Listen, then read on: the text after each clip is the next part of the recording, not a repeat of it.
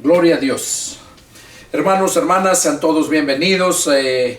Todos aquellos que por primera vez dan inicio a escuchar estos estudios, parafraseando el Nuevo Testamento, sean todos bienvenidos.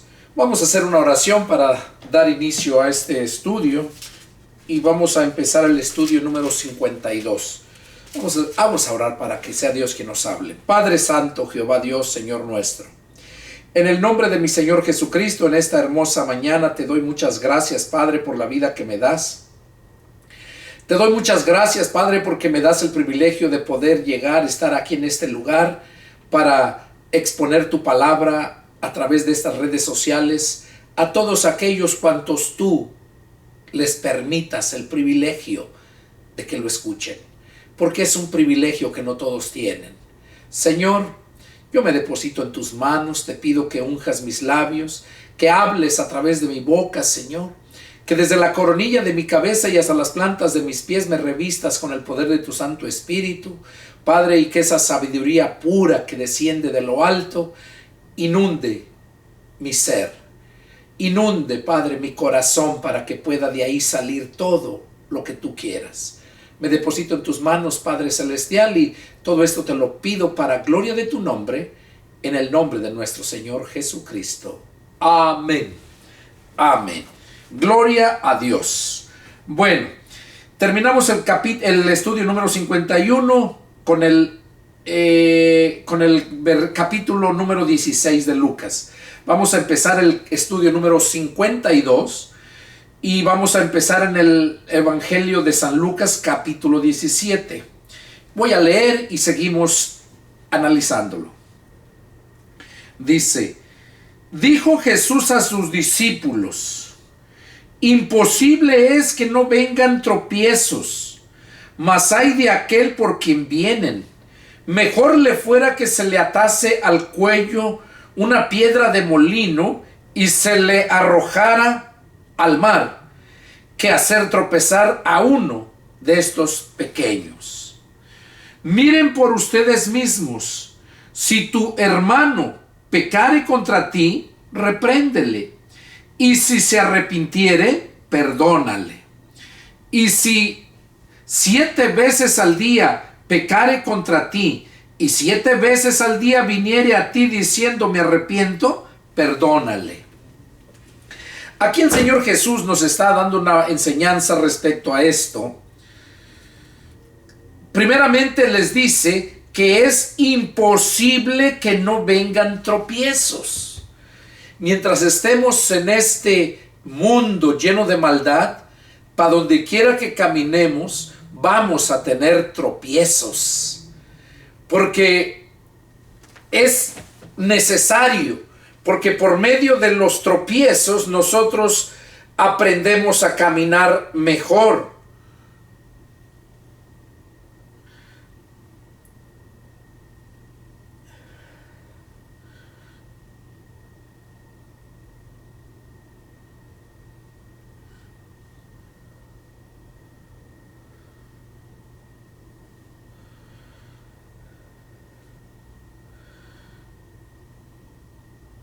A través de los tropiezos es que aprendemos a caminar cada día, y es necesario para que podamos aprender. Un ejemplo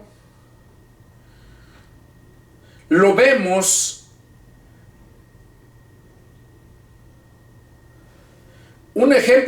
claramente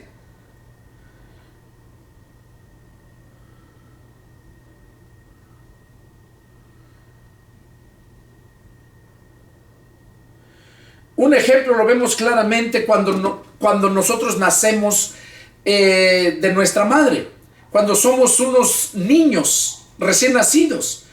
Poco a poco, cuando estamos recién nacidos, nos cuida la madre, ¿verdad? El padre, nos cuidan, nos alimentan.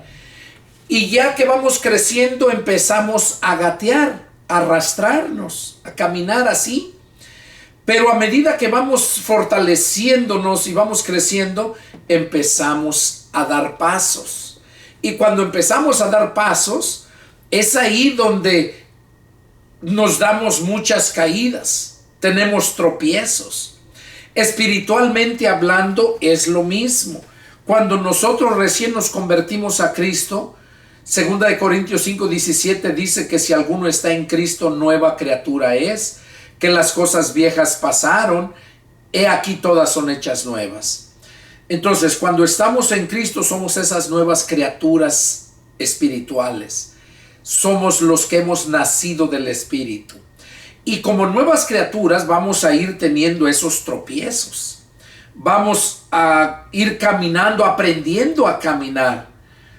De los tropiezos debemos aprender para no volver a caer. Pero sí es necesario. Por eso aquí Jesús dice, imposible es que no vengan tropiezos, mas hay de aquel por quien vienen.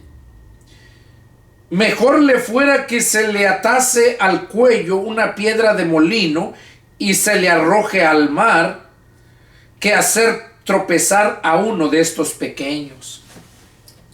Aquí está hablando literalmente.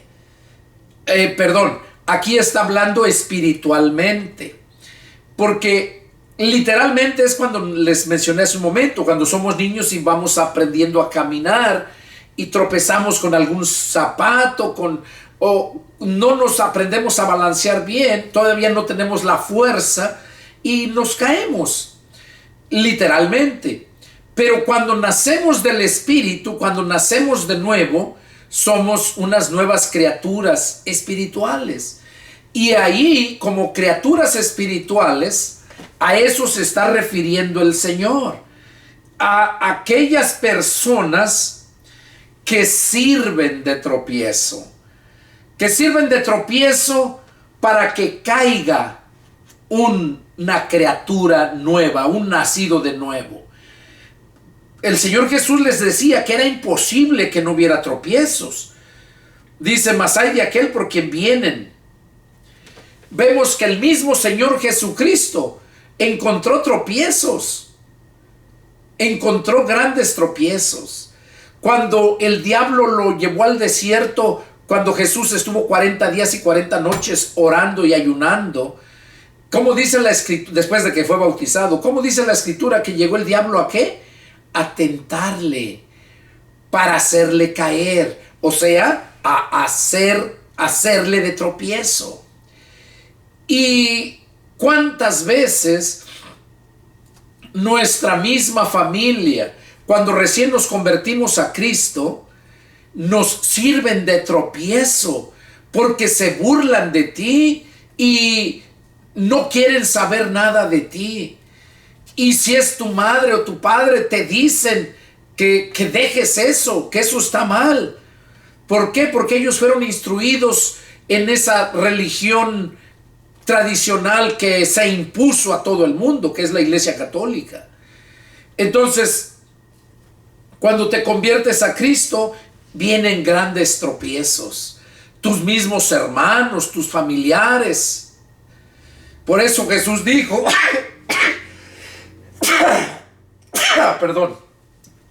Por eso Jesús dijo que los peores enemigos del cristiano son los de su propia casa, porque esos son los que le sirven de tropiezo.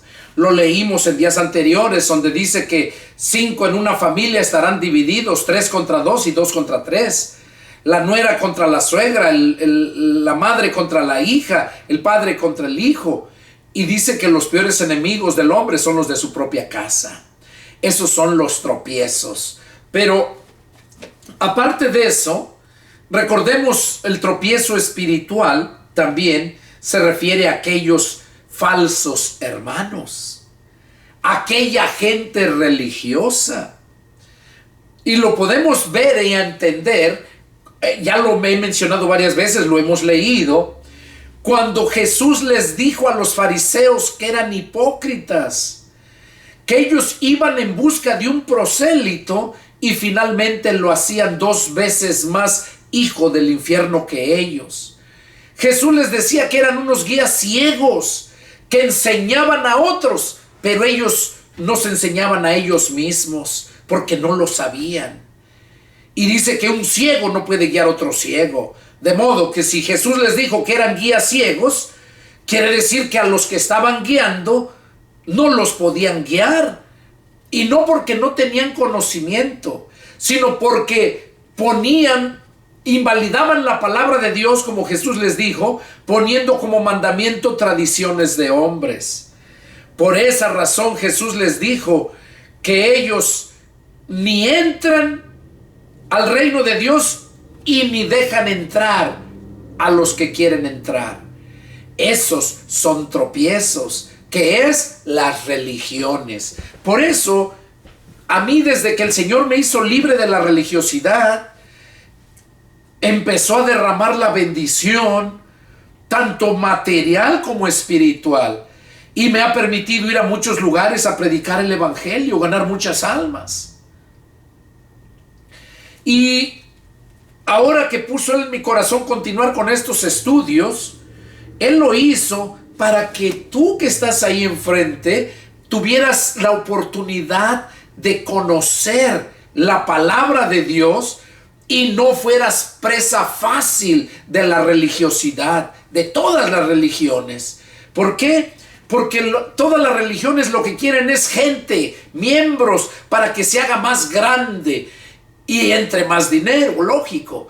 Porque la gente muchas veces piensa que donde está la iglesia grandota, donde ven a un pastor allá bien vestido, con buenos carros, piensan que ese sí es un siervo de Dios porque está grande su iglesia y porque está bien. Y vemos a través de la escritura, vemos que eso es falso. ¿Por qué? Porque mismo Jesús dijo que ancha es la puerta y ancho el camino que conduce a la destrucción, y muchos los que están en ese camino, muchos los que están entrando por esa puerta ancha. Pero estrecha la puerta y angosta la senda que conduce a la vida eterna, y pocos los que la encuentran. Y luego muchos que aquellos que la encuentran no se esfuerzan para entrar. Cuando Jesús dijo esfuércense por entrar por la puerta estrecha. Entonces eso podemos ver y entender, ¿verdad? Que eso es lo que sirve de tropiezo, la religión. Los fariseos eran la madre de todas las siguientes religiones. Los fariseos y los saduceos. Entre ellos mismos no estaban de acuerdo y eran judíos los dos. Había muchas religiones de los judíos que se formaron, pero las más grandes eran los saduceos y los fariseos.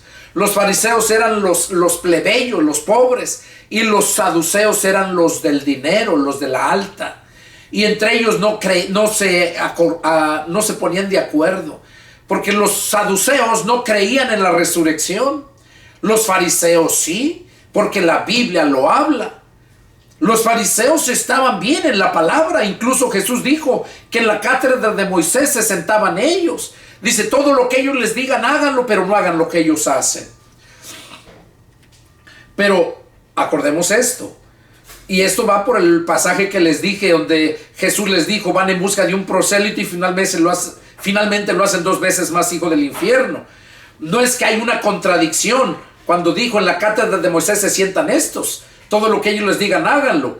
No hay una contradicción, sino que lo que pasa ahí es que la gente que le están enseñando la palabra, los fariseos, ¿verdad? Lo que estaba diciendo, ellos les enseñaban la palabra, pero además les imponían las tradiciones de los hombres.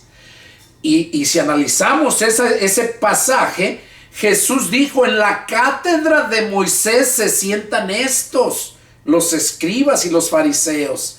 Todo lo que ellos les digan, háganlo. Pero, ojo, todo lo que te digan de la palabra, porque ellos sí sabían la palabra. En la cátedra de Moisés, ¿cuál era la cátedra de Moisés? ¿No era todo el Nuevo Testamento? ¿No eran la ley y los profetas? ¿No era todo lo que nos enseña, que ellos los judíos lo conocen como la Torah? Eso es lo que Jesús dijo, que en la cátedra de Moisés se sentaban ellos. O sea, cuando van en busca de un prosélito, lo hacen 2 veces más hijo del infierno, es porque enseñan la palabra, pero va acompañada de las tradiciones. Y si no vas con las tradiciones, entonces no eres aceptado. Y ese es el problema. Nosotros debemos de obedecer la palabra de Dios. Por eso Jesús dijo, el que tiene mis mandamientos y los guarda, ese es el que me ama. Juan 14:23 dice, el que me ama, mi palabra guardará. O sea, la obedecerá, su palabra. Entonces, para que tú seas verdaderamente un hijo de Dios, tienes que ser engendrado por la palabra. Porque la palabra es espíritu. Y no por sectas religiosas, tradiciones. Porque esos no pueden hacer nada. Esos no pueden engendrar hijos. Esos vienen a ser hijos del diablo porque son engendro de los demonios. Como Jesús dijo, escuchando espíritus engañadores y a doctrinas de demonios. Es lo que hace mucha gente. Y se dejan llevar por la elocuencia, por las palabras. Se dejan llevar por milagros que ven, que resucitan y hacen tantas cosas. Pero cuando nosotros leemos la escritura, miren lo que dice allá en Mateo 7:21, miren lo que dice. No todo el que me dice Señor, Señor entrará en el reino de los cielos, sino el que hace la voluntad de mi Padre que está en los cielos. Eso está diciendo Jesús a sus discípulos, todos los que le estaban oyendo. Que no todo el que le dijera Señor, Señor, iba a entrar al reino de los cielos, sino el que hace la voluntad de su Padre que está en los cielos. Y esto que está escrito aquí, lo cual fue escrito por los profetas, inspirados por el Espíritu Santo, esto es la voluntad de Dios. Y para que tú puedas entrar al reino de los cielos, tienes que hacer la voluntad del Padre. Y la voluntad del Padre se encuentra aquí en la Escritura, no en la religión. Eso es lo que Dios quiere que tú entiendas. Y por eso me ha puesto aquí para dar estos estudios, parafraseando el Nuevo Testamento. Entonces Jesús les dijo eso, que el que hace la voluntad del Padre va a ser el que va a entrar. Y luego hace una advertencia, también te la hace a ti, que todavía no te has convertido de nuevo, y que eres una gente fanática y religiosa, que defiendes más tu religión antes que la palabra de Dios, antes que el Evangelio. Por eso dice Pablo que nosotros debemos de estar preparados para presentar defensa del Evangelio. Y si en algo yo estoy preparado, es en eso, en presentar defensa del Evangelio. Si alguien me dice que yo estoy mal, que me lo diga, pero que me lo demuestre en la Escritura, en sus contextos, no porque se lo dicen o porque él piensa, no. A mí desde el día que el Señor me hizo libre, desde el año 2002, me hizo libre de la religiosidad.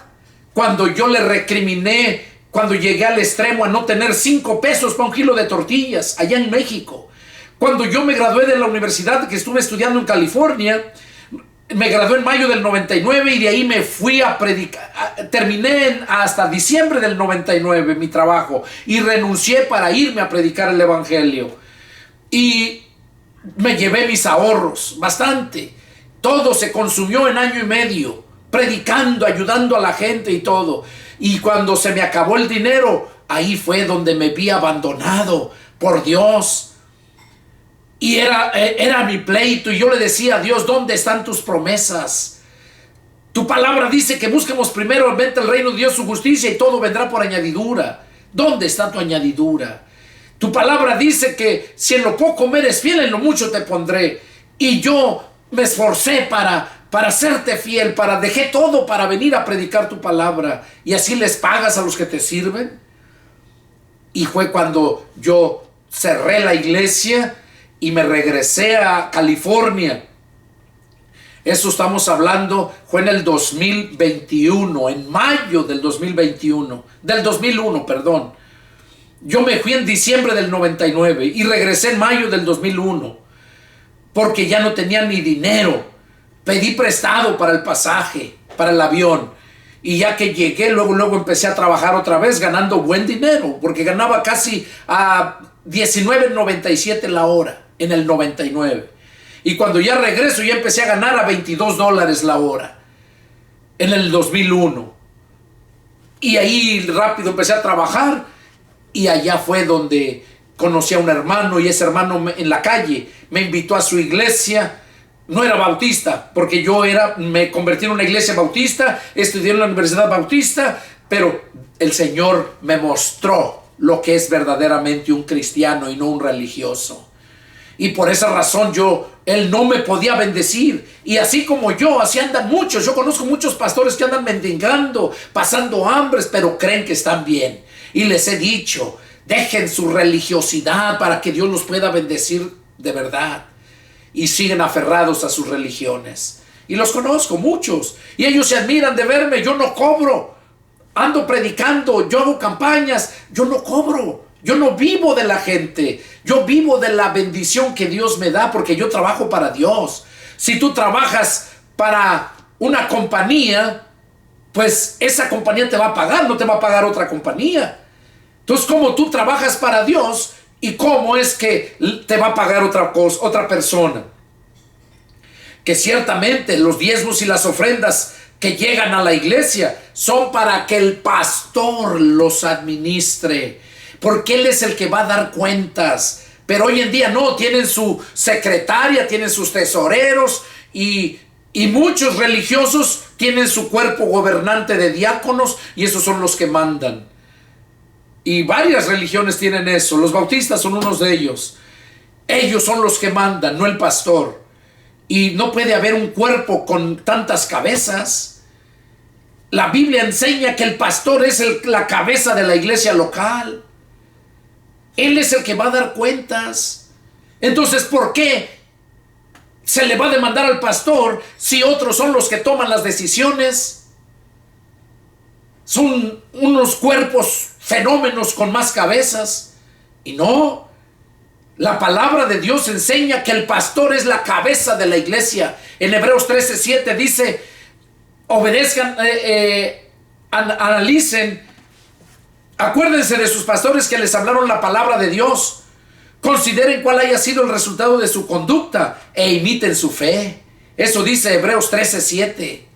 Y el verso 17 dice, obedezcan a sus pastores y sujétense a ellos, porque ellos velan por sus almas como quienes han de dar cuenta, para que lo hagan con alegría y no quejándose, porque esto no les es provechoso. Entonces, ¿cómo Dios me va a demandar a mí? ¿Cómo voy a dar cuentas yo de la iglesia cuando yo no tengo la autoridad sobre la iglesia? Eso es lo que hacen las religiones. Y no, bíblicamente el pastor es la cabeza de la iglesia. Él es el administrador. Él es el que va a dar cuentas.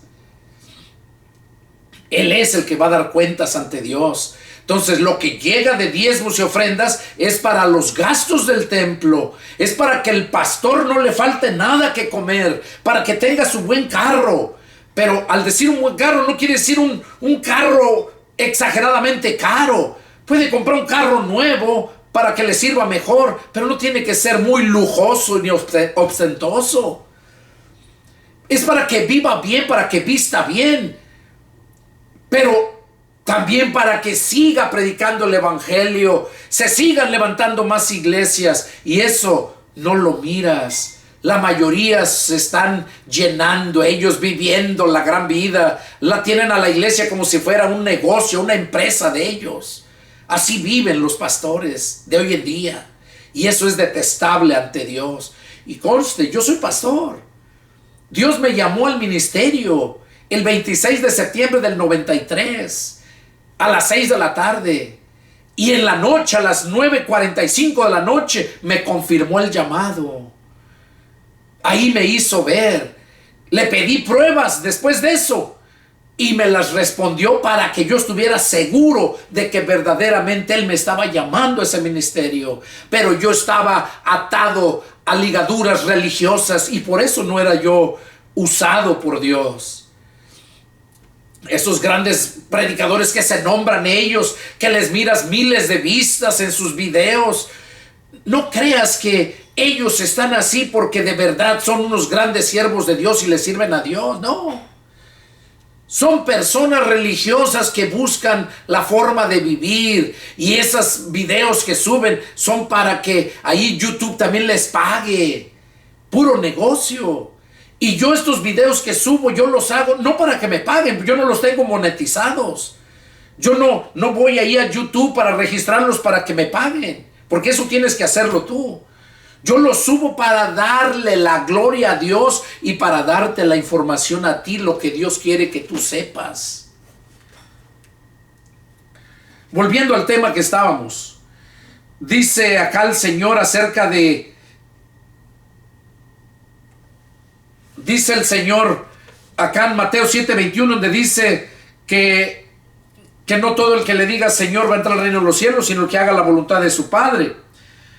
Y luego dice, muchos me dirán en aquel día, Señor, Señor, ¿no profetizamos en tu nombre y en tu nombre echamos fuera demonios y en tu nombre hicimos muchos milagros? Esto es lo que hacen muchas religiones. Campañas de sanidad, venga a recibir su milagro y puras cosas de esas. Y eso es lo que van a decir en aquel día. Señor, pues en tu nombre echamos fuera demonios, predicamos. Y dice Jesús entonces en el verso 23, entonces les declararé, nunca los conocí, apártense de mí, hacedores de maldad. ¿Qué quiere decir? Que han estado predicando, han estado hablando, pero no son conocidos por Dios. No son reconocidos por Jesús, que Jesús los haya puesto sobre su casa para que den el alimento a tiempo. Allí en Mateo 24:45 el Señor mismo dijo, Jesús, ¿quién es el siervo fiel y prudente al cual el Señor puso sobre su casa para que les dé el alimento a tiempo? ¿Quién es? Y ya lo contesta ya Pablo a los Efesios capítulo 4 versos 11 y 12, donde dice que el Señor mismo constituyó a unos primeramente apóstoles, profetas, evangelistas, pastores y maestros.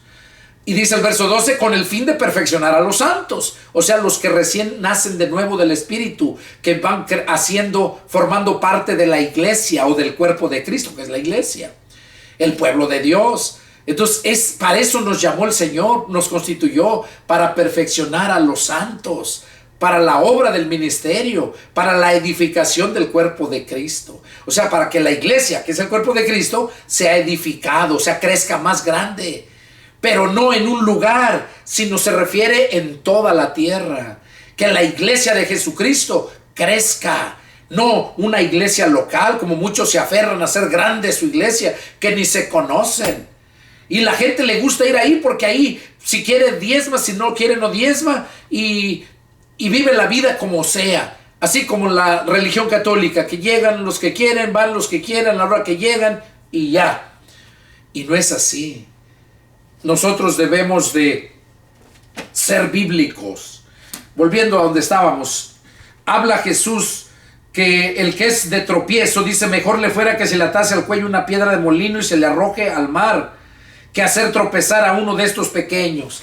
Que dice que esa gente que sirve de tropiezo, que mejor le va que lo amarren de una piedra de molino, de los molinos de arroz, de aquellas piedras gigantes, que se lo aten al cuello y lo lancen al mar. Le va mejor. Es lo que está diciendo aquí. Y se le arroje al mar que hacer tropezar a uno de estos pequeñitos.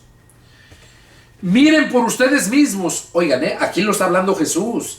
Miren por ustedes mismos. O sea, que seas tú quien tomes tus decisiones por ti mismo, que analices tú mismo. Miren por ustedes mismos. Si tu hermano peca contra ti, repréndele. O sea, si algún hermano está pecando contra ti, dice repréndele. Y si se arrepiente, perdónale. Y si 7 veces peca contra ti y 7 veces va y te dice me arrepiento, perdónale. Eso es lo que nos enseña lo que acabamos de leer. Seguimos. Dijeron los apóstoles al Señor, aumentanos la fe. Los apóstoles dijeron a Jesús. Entonces el Señor dijo, si tuvieran fe como un grano de mostaza, podrían decir a este sicómoro, desarráigate y plántate en el mar, y les obedecería. O sea, daba a entender aquí que los apóstoles tenían muy poquititita fe, Porque dice que si tuvieran fe como el grano de mostaza, no sé si conoces el grano de mostaza, es uno de los granos más pequeños de todo el grano que pueda haber. Es uno de los granos más pequeños. Y dice que si tuvieras la fe como un grano de mostaza, o sea, el tamaño de una mostaza, podrías decirle a este sicómoro era un árbol, que así se llamaba, desarráigate y plántate en el mar, y les obedecería. O sea, dándonos a entender a nosotros que si nosotros tenemos fe en Jesús, tenemos todo, tenemos el poder. Seguimos. ¿Quién de ustedes, teniendo un siervo que ara o apacienta ganado, al volver él del campo luego le dice: pasa, siéntate a la mesa? No le dice más bien: prepárame la cena, cíñete y sírveme hasta que haya comido y bebido, y después de esto come y bebe tú. ¿Acaso da gracias el siervo porque hizo lo que se le había mandado? Pienso que no. Así también ustedes, cuando hayan hecho todo lo que les ha sido ordenado, digan: siervos inútiles somos, pues lo que debíamos hacer hicimos. Oigan, y esto es para que no se crean mucho aquellos que porque andan haciendo, predicando, y se crean que ellos son los que están haciendo eso. Dice que así como el siervo que prepara todo para su señor, y él hace lo que su señor le dice, no lo que él quiere. Y pone este ejemplo, que cuando llega el siervo de arar la tierra, el amo no le dice: siéntate y ven, come. No, le dice: prepárame la cena y dame. Entonces, ya después que haya yo comido y bebido, si ya comes tú. Y luego dice: ¿acaso da gracias el siervo porque hizo lo que se le había mandado? O sea, ¿da gracias el siervo porque hizo lo que se le había mandado? Dice: pienso que no. Así también ustedes, cuando hayan hecho todo lo que se les ha ordenado. Cuando nosotros hagamos lo que se nos ordena en la Escritura, dice que digamos: siervos inútiles somos, porque lo que deberíamos de hacer hicimos, nada más. Y muchos ni eso, muchos no hacen ni eso. Vamos a seguir leyendo. Dice: yendo Jesús a Jerusalén, pasaba entre Samaria y Galilea. Y al entrar en una aldea, le salieron al encuentro 10 hombres leprosos, los cuales se pararon lejos.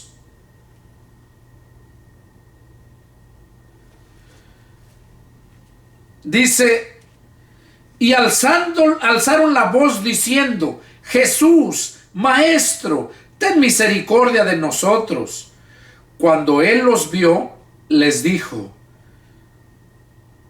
vayan ustedes a los sacerdotes. Y aconteció que mientras iban, fueron limpiados. Entonces uno de ellos, viendo que había sido sanado, volvió glorificando a Dios a gran voz, y se postró rostro en tierra a sus pies, dándole gracias. Y este era samaritano. Respondiendo Jesús, dijo: ¿no son 10 los que fueron limpiados? ¿Y los otros 9? ¿Y los 9 dónde están?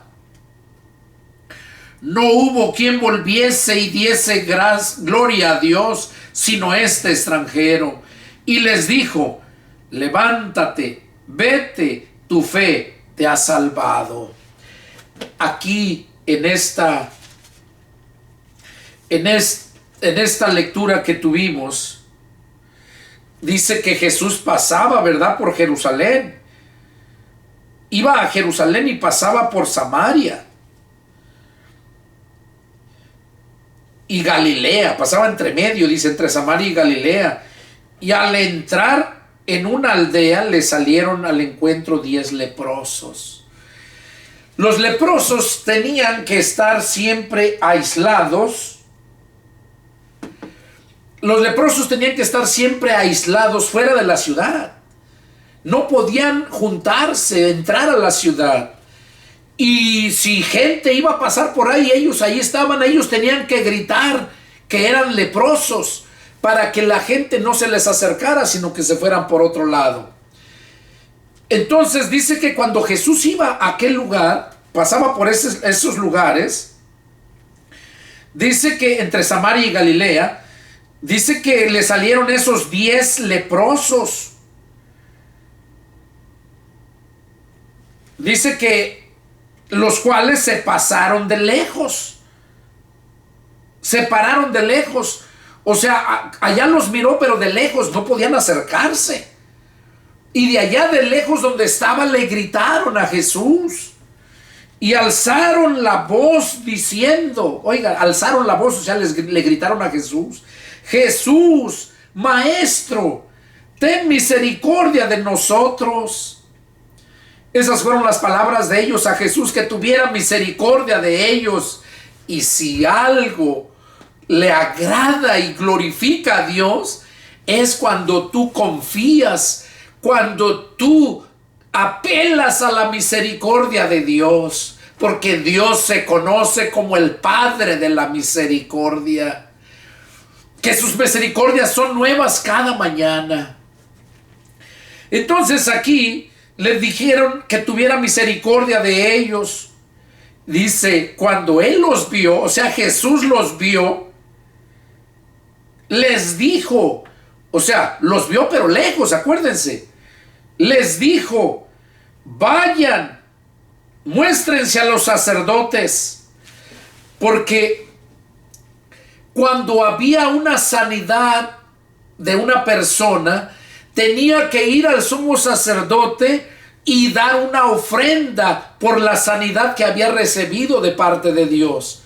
Por eso el Señor Jesús les dijo, vayan y muéstrense a los sacerdotes, para que los sacerdotes vean que fueron sanados, y ahí les va a decir lo que ustedes les sacrifiquen, la ofrenda que ustedes tienen que llevar. Y dice, y aconteció que mientras iban, fueron limpiados. O sea, cuando Jesús les dijo, vayan y muéstrense a los sacerdotes, dice que ellos empezaron a caminar a donde estaban los sacerdotes, o sea, a entrar a la ciudad y llegar a donde estaba el templo, donde estaban los sacerdotes. Por eso les dijo, muéstrense a los sacerdotes, porque no había un sacerdote, habían muchos. Y aconteció que mientras iban, fueron limpiados. O sea, ¿por qué es que fueron limpiados? ¿Por qué creen ustedes que ellos fueron limpiados? ¿Porque Jesús los quiso limpiar? Una de las razones, sí, Jesús los quiso limpiar, pero ¿por qué fueron limpiados?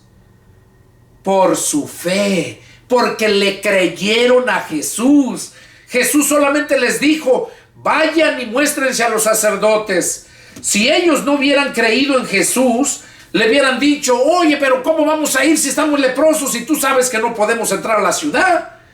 Ellos no exclamaron nada de eso. Ellos obedecieron. Eso nos enseña que nosotros debemos de obedecer a la palabra de Dios, al mandato de Dios, nos guste o no nos guste. Solamente debemos obedecer, creer en esa palabra. Estos leprosos lo creyeron y empezaron a caminar para presentarse a los sacerdotes. Y como ellos lo creyeron, en ese momento su fe les sanó. El Señor los sanó, pero fue por la fe de ellos. Y dice que entonces uno de ellos, viendo que había sido sanado, volvió glorificando a Dios a gran voz. Uno de ellos al mirar que ya habían sido sanados, o sea, todos, dice que él volvió a Jesús, a donde estaba Jesús. Dice, volvió glorificando a Dios a gran voz, o sea, gritando. Y se postró rostro en tierra a sus pies de Jesús, dándole gracias. Y algo más que nos sorprende aquí es que este hombre era samaritano. ¿Y saben cuáles eran los samaritanos? Samaritano literalmente eran los de la ciudad de Samaria. Pero cuando habla la Biblia aquí de este tipo de samaritanos, se refiere a que eran judíos que cuando fueron esparcidos, fueron en muchas partes del mundo. Los que llegaron a Samaria, allá se revolvieron con los samaritanos. Entonces ya no eran ni 100% samaritanos ni 100% judíos. Y eso ellos lo tenían prohibido.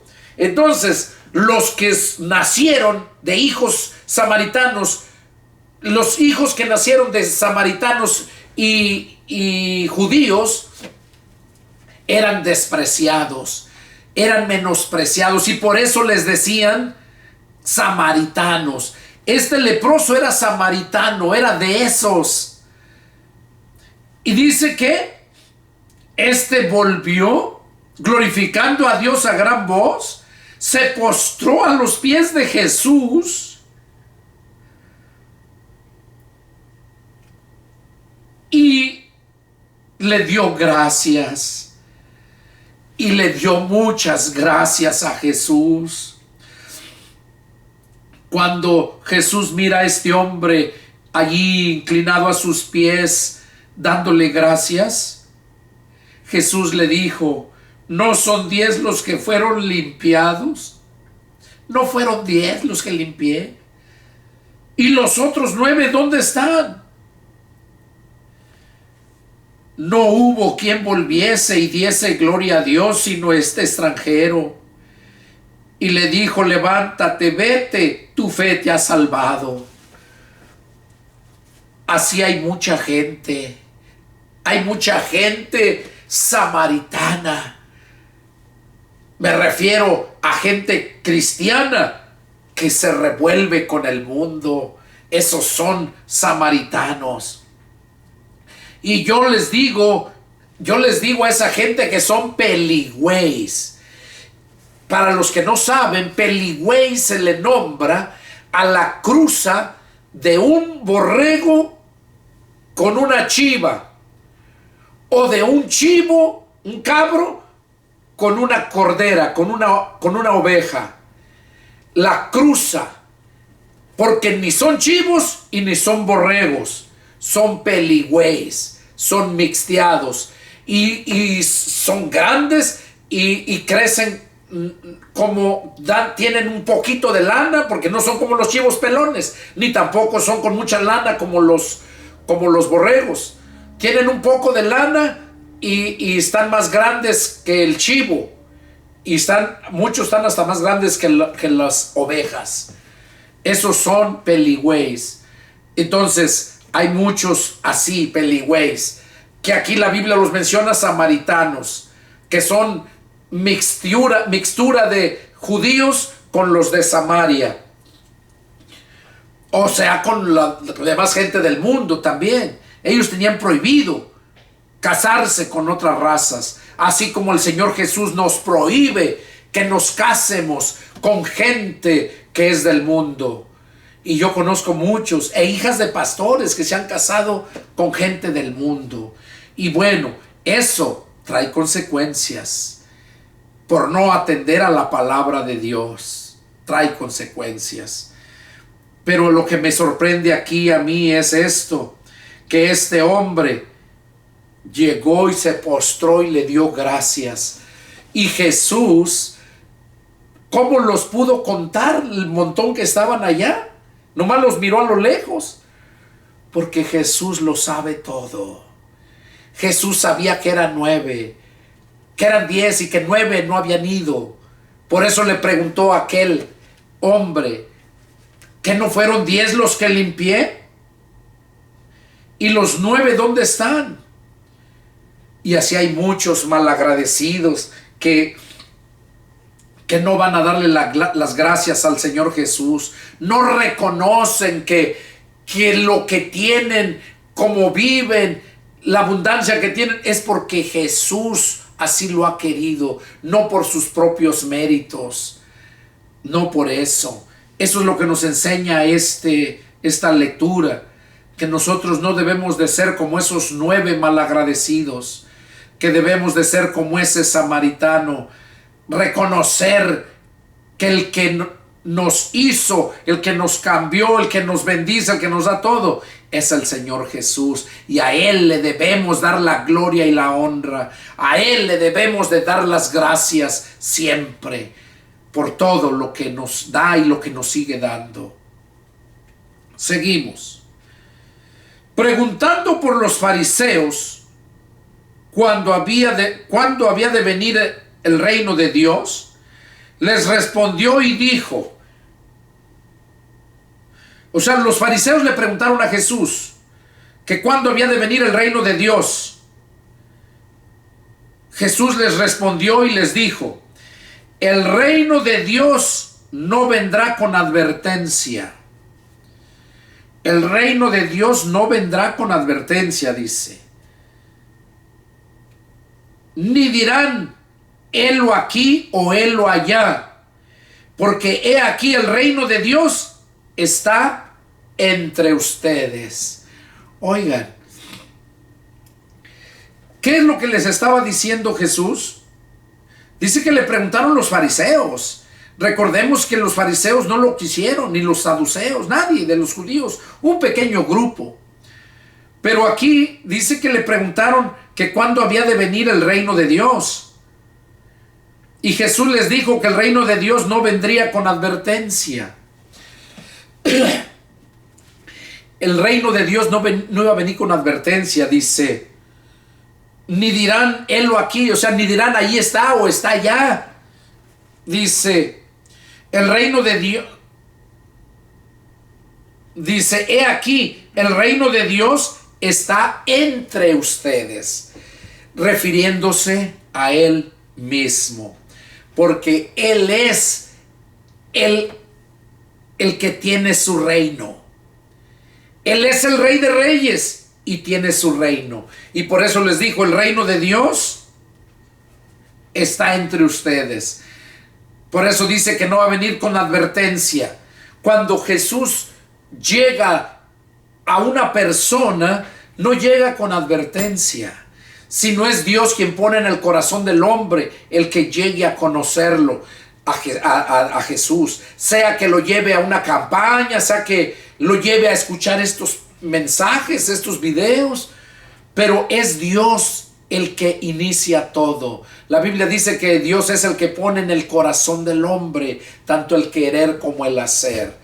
Entonces, por eso les dijo él que el reino de Dios está entre ustedes, refiriéndose a Él mismo. Y dijo a sus discípulos, tiempo vendrá cuando desearán ver uno de los días del Hijo del Hombre y no lo verán. Eso que dijo aquí es lo que yo al menos lo he dicho. Cómo me hubiera gustado ver a Jesús en aquellos tiempos, verlo en persona. Y es lo que está diciendo aquí Jesús. Tiempo vendrá cuando desearán ver uno de los días del Hijo del Hombre y no lo verán. Pues claro que no lo podemos ver porque eso ya pasó. Ahora a Jesús lo recibieron en persona los que lo aceptaron en aquel tiempo, pero ahora lo recibimos en espíritu, tan solo por creer en Él, por creer a la palabra de Dios. Dice, tiempo vendrá cuando desearán ver uno de los días del Hijo del Hombre y no lo verán. Y les dirán, helo aquí o helo allá, no vayan ni lo sigan. O sea, muchos van a decir, acá está Jesús o allá está Jesús. no vayan, dice, ni lo sigan. Porque como el relámpago que al fulgurar resplandece desde un extremo del cielo hasta el otro, así también será el Hijo del Hombre en su venida.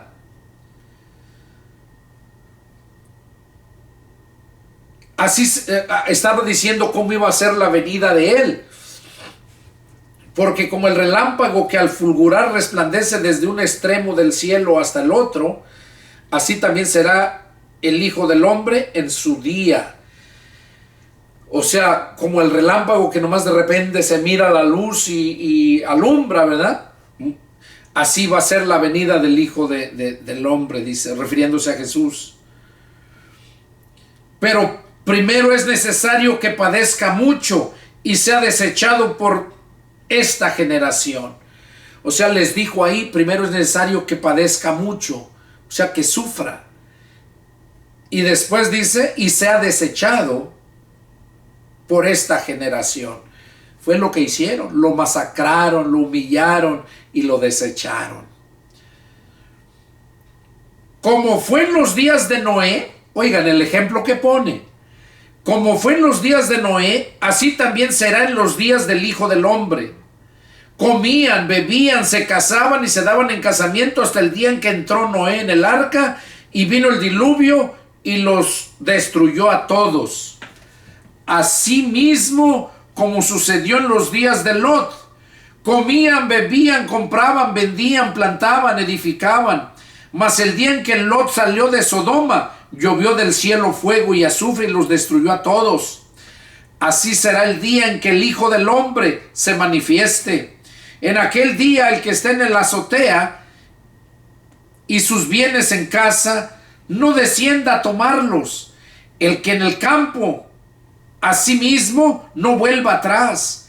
Acuérdense de la mujer de Lot. Todo el que procure salvar su vida la perderá, y todo el que la pierda la salvará. Les digo que en aquella noche estarán dos en una cama. El uno será tomado y el otro será dejado. Dos mujeres estarán moliendo juntas, la una será tomada y la otra dejada. Dos estarán en el campo, el uno será tomado y el otro dejado. Respondiendo le dijeron, ¿Dónde, Señor? Él les dijo, donde estuviera el cuerpo, allí se juntarán también las águilas. Bueno, aquí el Señor Jesús está hablando, está diciéndonos que iba a pasar ese sufrimiento Jesús, ¿verdad? Que iba a padecer. Pero también aclara otra forma como iba a ser su venida de él, ¿verdad? Dice que como fue en los días de Noé, así también será en los días del Hijo del Hombre. Comían, bebían, se casaban, se daban casamiento hasta el día en que Noé entró en el arca y vino el diluvio y los destruyó a todos. Es lo mismo. Esta es la señal, una de las señales que nos da a entender a nosotros cómo va a ser. La señal de Noé con el arca. ¿Cuál era la señal? ¿Qué es lo que vemos ahí? Bueno, que Noé, lo que vemos ahí es que Noé les predicaba, les enseñaba que se arrepintieran y que le ayudaran a preparar el arca para salvarse, y no le creyeron, lo ignoraron. Entonces aquí lo que estamos viendo, que así como fue en aquellos días, no le hicieron caso. Dice que comían, bebían, se daban en casamiento, hasta el día en que Noé entró el arca. Todavía entró Noé al arca y la gente se burlaba, porque cuando Noé entró no cayó el agua luego. Entonces ellos se burlaban, decían que estaba loco, porque estaba encerrado con todos los animales en el arca. Dice que después de que Noé entró en el arca, al siguiente día empezó a llover y vino el diluvio y los destruyó a todos. Así va a pasar también cuando Jesús venga a levantar a su pueblo. La gente va a andar en sus borracheras, va a andar en sus fiestas y no va a hacer caso. sino que va a venir Jesús, se lleva a su iglesia, y entonces es cuando se le da permiso a Satanás para que haga lo que quiera con la humanidad. Dice, por cuanto no obedecieron a la verdad, tendrán que hacer caso a la mentira. Y cuando analizamos la escritura, vemos que el diablo es el padre de la mentira. Y vemos que Jesucristo es la verdad. Juan 14:6, ahí lo dice: yo soy el camino, yo soy la verdad y yo soy la vida. Entonces, a través de esta lectura nos damos cuenta que así va a pasar. Ahorita andamos predicando y la gente no hace caso, la gente se burla, anda en sus fiestas, negocios, pero no hace caso. Y también pone el ejemplo que así como fue en los días, como sucedió en los días de Lot, sabemos la historia, como Lot se encontraba allá en Sodoma. Dice que comía la gente, vendían, plantaban, edificaban. Mas el día en que Lot salió de Sodoma, llovió del cielo fuego y azufre y los destruyó a todos. Él se encontraba en Sodoma viviendo, y había tanta maldad que Dios decidió destruir toda esa maldad. Y no lo hizo hasta que Lot fue sacado de Sodoma, a él y su esposa y sus dos hijas, perdón. Y vemos cómo dice que cuando sacó el ángel a Lot con sus hijas y su mujer, entonces vino la lluvia de fuego y consumió a todos. Y dice que así será también así también será el día en que el Hijo del Hombre se manifieste. Cuando el Hijo del Hombre venga, se va a llevar su iglesia, así como a Lot lo sacó de la iglesia del Sodoma, así como a Noé lo libró de ese mundo de maldad y luego vino el juicio. Así va a pasar también en este tiempo. Jesús viene, se lleva saca a su iglesia de este mundo, y es cuando viene el juicio. Es la gran tribulación. Es cuando la gente va a desear morir y la muerte va a huir de ellos. Es cuando la gente se va a lamentar no haber hecho caso a la palabra de Dios. Es lo que está diciendo aquí el mismo Señor Jesucristo, ¿verdad? Dice que así será también en aquel día en que el Hijo del Hombre se manifieste. Y luego hace la advertencia: en aquel día el que esté en la azotea y sus bienes en casa, no descienda a tomarlos, y el que esté en el campo asimismo no vuelva atrás.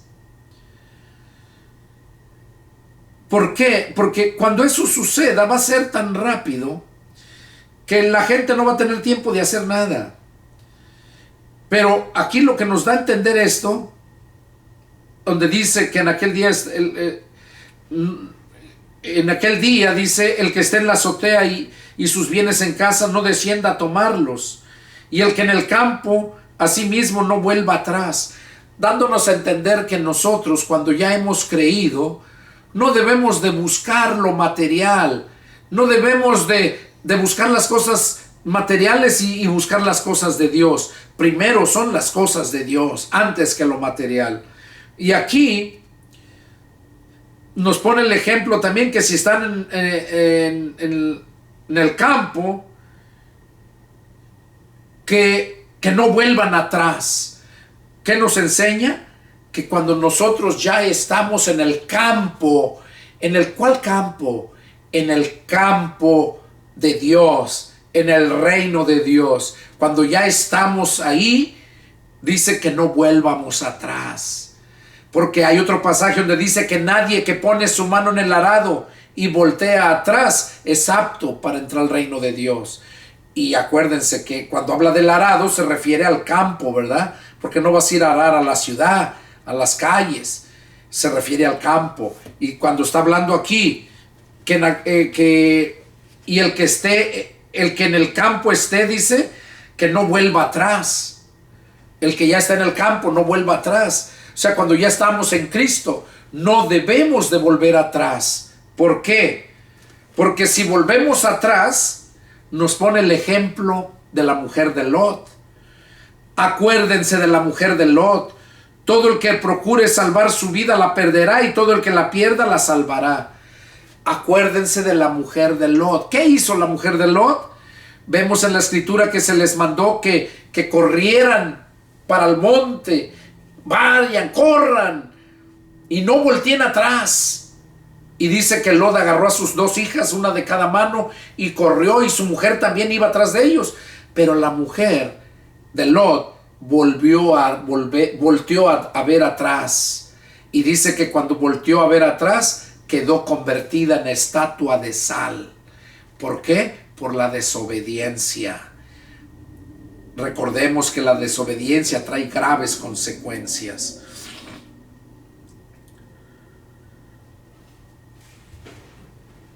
Por eso dice aquí, acuérdense de la mujer de Lot. Y todo aquel que quiera salvar su vida la perderá, y el que la pierda por causa del Señor la hallará. ¿Cuántas y cuántas gentes no salen a predicar, no van al campo, a la sierra, por allá donde vive la gente que no se le ha predicado? ¿Y por qué no van? Precisamente no van porque está peligroso. Y no quieren que los vayan a secuestrar, los vayan a matar. Y por esa razón no van. Pero dice la escritura que el que pierde su vida por causa de él, la hallará. El que quiera salvar su vida, la va a perder. O sea, aquel que quiera, no, mejor aquí tranquilo, todo está bien, aquí en mi iglesia, me voy los domingos, vengo. Es una vida rutinaria. Eso no agrada a Dios. Nosotros debemos de reproducirnos y llevar mucho fruto. Entonces, cuando tú andas predicando en lugares peligrosos, si Dios pone en tu corazón que vayas, Él te va a limpiar el camino. Y se los digo porque yo lo he vivido. A mí me han querido matar en más lugares, en varios lugares, pero Dios no lo ha permitido. Él siempre pone en el corazón lo que debemos de hacer. Una vez recuerdo ahí en Guanajuato, yo iba a salir un domingo, íbamos a salir el lunes. Yo llegué un domingo en la noche para amanecer lunes y anduve predicando toda la semana, y nos íbamos a ir hasta el siguiente lunes, porque un hermano de ahí de Guanajuato, allí fui con él de California, fui con él a Guanajuato a predicar, y de ahí iba a ir yo a Morelos a predicar. Entonces el hermano me dijo que él iba a ir conmigo. Entonces el sábado yo se consiguió la telesecundaria, y ahí se juntó mucha gente, y ahí les estuve predicando el sábado. Entonces Dios puso en mi corazón que me fuera yo al otro día, domingo, la mañana. Entonces, no hasta el otro lunes. Yo ya quería descansar el domingo, hablarle a más gente, y el lunes irnos para Morelos. Pero yo desperté como a las 8 de la mañana, porque nos dormimos noche ese día, sábado. Y desperté y le dije al hermano que si iba a ir conmigo. Me dijo, sí, hermano, ¿por qué? Le dije, porque Dios puso en mi corazón que nos vayamos ya. Entonces nomás nos fuimos a bañar, nos cambiamos y nos fuimos. Y ese día él se fue conmigo. Y ya estuvo conmigo una semana allá. Luego se regresó él a Guanajuato. Ya de Guanajuato se fue a California, y allá nos volvimos a mirar en California, porque él se reunía en la iglesia donde yo estaba también. Entonces ahí fue cuando llegó a California, que nos volvimos a juntar. Allá fue donde él me contó que cuando nosotros nos vimos el sábado, el domingo en la mañana, que el domingo en la noche llegó su cuñado de él. Llegó en la noche pateando la puerta de la casa de su mamá de él, donde yo había llegado, donde estábamos. Que llegó en la noche su cuñado bien borracho con una escopeta, buscando ese hijo de tal por cual que está cambiando de religión a toda mi familia. Iba a matarme, a eso iba. Pero cuando nosotros somos sensibles a la palabra de Dios, Dios nos habla y nos hace que nos muevamos. Y por eso ese día Dios sentí en mi corazón que Dios decía, vámonos, y me fui. ¿Qué hubiera pasado si yo no me hubiera ido? Yo recuerdo que allí es un rancho. Yo llevaba una van y ahí tenía cama, se le hacía cama. Y yo llevé, me acuerdo que yo fui para allá con mis dos hijas llevé. Estaban chiquitas. Y yo me quedaba a dormir en la cama de la van con mis dos niñas en el patio allá en el rancho. Entonces llegó aquel hombre. ¿Qué hubiera pasado? Él podía haberse metido al patio y si sabía que ahí estábamos, pero Dios no lo permitió. Por eso digo que cuando nosotros vivimos en obediencia a la palabra de Dios, Él nos va a guiar, Él nos va a poner lo que tenemos que hacer. Por eso dice, cada uno haga como Dios le propone en su corazón. Es lo que debemos de hacer.